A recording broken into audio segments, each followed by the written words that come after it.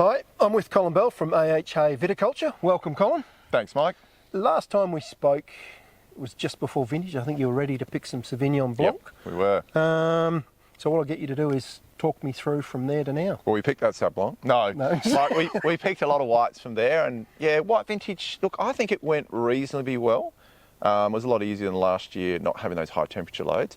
I think some growers did suffer some hangover from last season, and then some crops looked really good. So it was one of those white vintages that was quite variable from reports. Variety specific, the ones with the Not hangover? so much Chardonnay. Look, in some yards went really well, and some yards you felt last season. Yep. Sauv Blanc, I think, went reasonably well for most people, and so did Semillon. Yep. What sort of reports did you hear?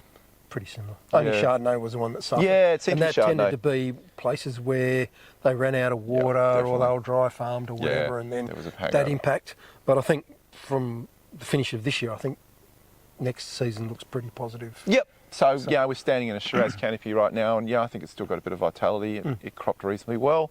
So red vintage, yeah, I think it went reasonably well. I think the quality looked really good. Like again, you know, once again, some of the volumes towards the Anzac Cabernet were a little bit low, but I think some of the Beaumots were pretty high. Yeah, I'm sure some of it was recovered in the winery, but it was pretty tough on some growers for, you know, I think probably having a heat wave at the end of March was something that was tough.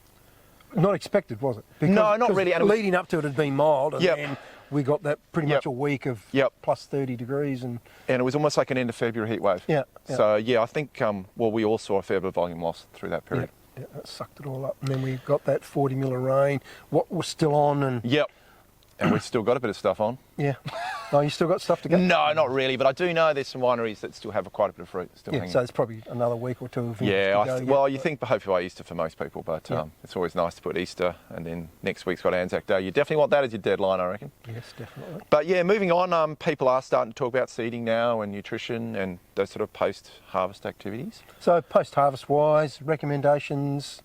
Do a foliar spray? Yeah, do a foliar spray. And look, I guess it's just really looking at your vines and making sure they're still alive. And it's such an important phase for a vine once the fruit's gone, to spend some time recovering itself, to put some roots in and those sort of things. So yeah, it's easy to want to walk away once you've gone through vintage and not seen them for a while, but they definitely do need a little bit of love. Yep, so a bit of nitrogen, a bit of calcium and some other stuff. The water came at a good time, so I think that loosened up a bit of nutrition too, but it's not going to rain for a week or two now, so yeah, if you've got a really sandy or dry block, I would still maybe consider irrigating it. I think some of the heavier soils probably will see themselves through. I usually rip out my petioles now and have a look again. Sometimes you've looked at them after flowering, sometimes you got super busy during the season, probably didn't look at them enough. So yeah, ripping them out now and having a look, and then maybe sort of backing that up with some soil tests. It's probably a good thing to do right now, and start to think about, okay, well, we finished this year's program. Start thinking about next season. There's going to be an accountant of some sort or some form, depending on the size of your business, that's going to ask you what sort of money you need for next season. So just to start to run some plans together forward, what you think happened this season, dissect it a little bit, have a think about it, and think, okay, well, what do I need to do next season in the way of what inputs am I going to need, what I want to change, and how am I going to finance that, most importantly. True. Under vine care, you're probably nothing really worried about. Probably mine's a bit embarrassing, but I think it's caring for itself quite well. There's probably nothing you really need to do now. I think probably the only thing I focus on now is where cocoa. It's easy to do, but any chemical method this time of year, I'm really scared of. Be careful. You know, and I think a lot of new growers have been caught with that. When vines are taking in, they do love to get a bit of chemical stuck in the system, and they behave very poorly in spring if they do. So because the leaves look a little bit dead and a little bit brown doesn't mean they still won't take herbicide in. So I'm pretty careful with any input on this time of year. Yeah, good. Then if you're going to cover crop, now would be the time to start thinking about it. What you're going to put in, how you're going to feed it, how you're going to prep it, and then what you're going to do with the end of it. So. I've already had a few of the graziers starting to talk to us about, you know, whether we want to put sheep in different places. Sometimes I'll argue myself, it's a little bit early for me. And the same token, what we talked about, it's nice to let those leaves really push back into the vine and let the vine pull back as much as it can before sheep come and take any off. It'd be interesting that I've seen a couple of vineyards where they put them in straight away. Like straight after. Yes. Well, if they've got nothing to eat and you do own sheep, they went here, but they didn't go to the leaf much. Well, but there was enough on the floor. You're probably right. That they didn't go up to the top, and that was a mixture of sheep and cattle. Yeah, interesting. So that was very there's probably enough on this floor probably to keep them out of trouble. But yeah, different breeds of sheep. Some of those goat types, the Dorpers and the Wilkies. Once it runs out, they'll go for it. They'll just take this little paddle off here. Which I don't think is the end of the world, but I don't know. I've talked to the guys that we use, and I'll probably leave it. We've said the end of the month. We'll start thinking about it. Cool. Yep. And then you'll leave those in until, what, September? Yeah, we're trying to, in some of the vineyards, have paddocks separated a bit so Chardonnay we can get out a bit earlier and leave Cabernet and Sauv Blanc in a bit longer. Yep. But I've always liked that crash graze methodology. I did some reading on regenerative farming years ago, and some of the things that came out of that was crash grazing was much better than sort of small herd continual grazing.